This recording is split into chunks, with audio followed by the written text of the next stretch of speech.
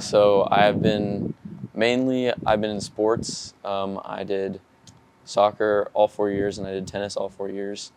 Currently in the tennis season right now, and besides that, I did choir all 4 years as well. So I've also been involved in that, and I just joined band last year, which has been interesting. I play the sousaphone slash tuba. So when we're marching, I have a sousaphone. When we're in concert, I have a big tuba. In middle school, I was like kind of minimally involved in like singing and choir. In my family, there's kind of a environment of musicality, so I kind of just wanted to continue doing that because it's different from sports in a way where it feels more personal. Definitely just like the jokes we were able to make in class. Even when nothing happens, we can just look at each other and we'll both start laughing and whatnot.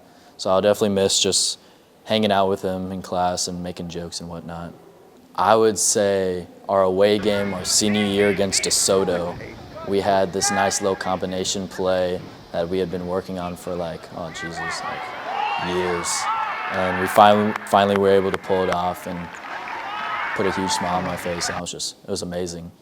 Yeah, I mean, there's pros and cons. Like, it takes up a lot of time to be involved, not just in sports, but in all extracurriculars, but it takes up a lot of time. But the people that you meet and like the connections that you make, I feel like it's worth it in the end. So I wouldn't be the same person if I hadn't met all the same people, and a lot of that comes from the activities that I've done.